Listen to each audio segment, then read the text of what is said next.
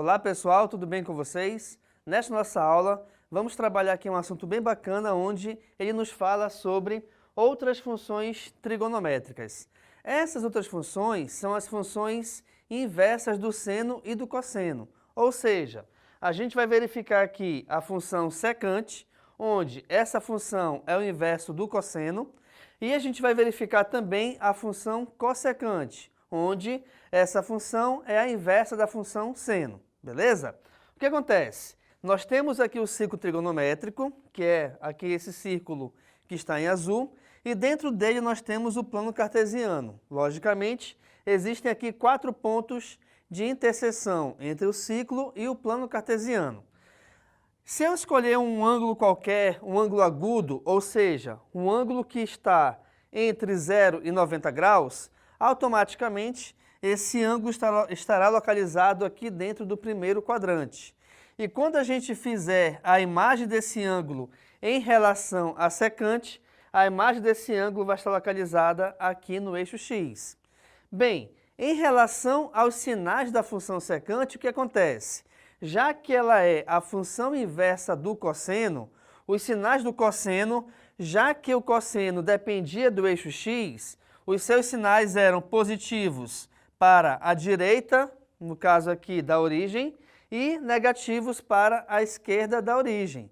Os sinais em relação à função secante obedecem à mesma regra, até porque, não se esqueçam que quando a gente inverte um valor numérico qualquer, tá? O seu sinal não será alterado. Então, essa mesma ideia da não alteração do sinal, ela vale também para a função secante, beleza? E o que acontece? O gráfico da função secante, ele é a senoide um pouco quebrada. Por quê? Porque a função cosseno, o seu gráfico era uma senoide, ou seja, eu tinha uma onda, ou tenho uma onda na verdade, cujo período é igual a 2π. E agora, na secante, essa onda ela é quebrada. Por que isso? Porque eu tenho alguns valores onde a função secante ela não existe.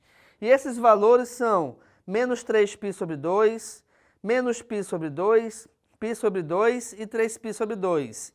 É por esse motivo que eu tenho, então, várias parábolas aqui separadas dentro do gráfico da função secante. Vamos analisar agora um pouco aqui a função cossecante. Bem, a função cossecante ela é a inversa da função seno. E o seno ele está localizado no eixo Y. Se eu determinar também, assim como eu fiz anteriormente, um ângulo agudo, ou seja, um ângulo que está entre 0 e 90 graus, em qualquer posição, a imagem desse ângulo estará localizada aqui no eixo Y, que é o eixo vertical. E, assim como a análise que a gente fez do sinal aqui para a função secante, eu vou fazer a mesma análise agora para a função cossecante. Vamos lá. A função cossecante é a inversa da função seno. E o seno, ele depende de y. O que isso quer dizer?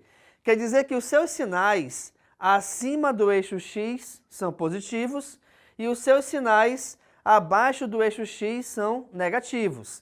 Os sinais também têm o mesmo tipo aqui em relação à função cossecante. O que isso quer dizer? Quer dizer que, em relação à função cossecante, os seus sinais acima do eixo x são positivos e os seus sinais abaixo do eixo x são negativos.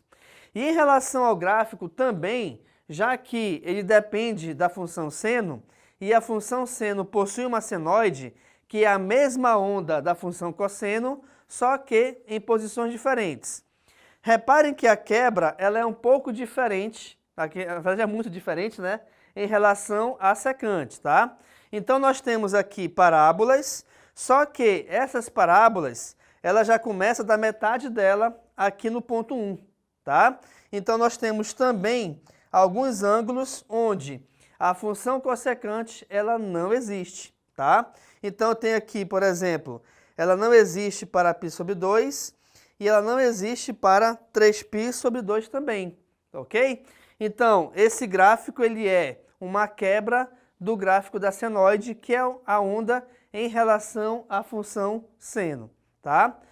Se você quiser perceber bem, ou se você perceber na verdade, você vai analisar que, de repente, uma aplicação da função cossecante ou da função secante é quando a gente vai, de repente, enfeitar uma casa ou vai fazer algo diferente numa casa, numa construção, onde eu tenho que obedecer um certo período para que não fique fora de ordem os elementos.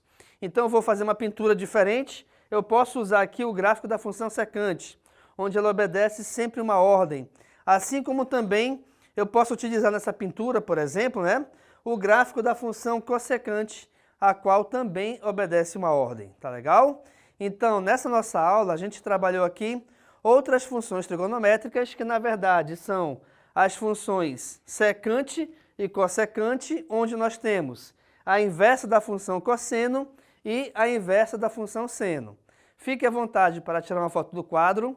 Muito obrigado pela atenção e tchau!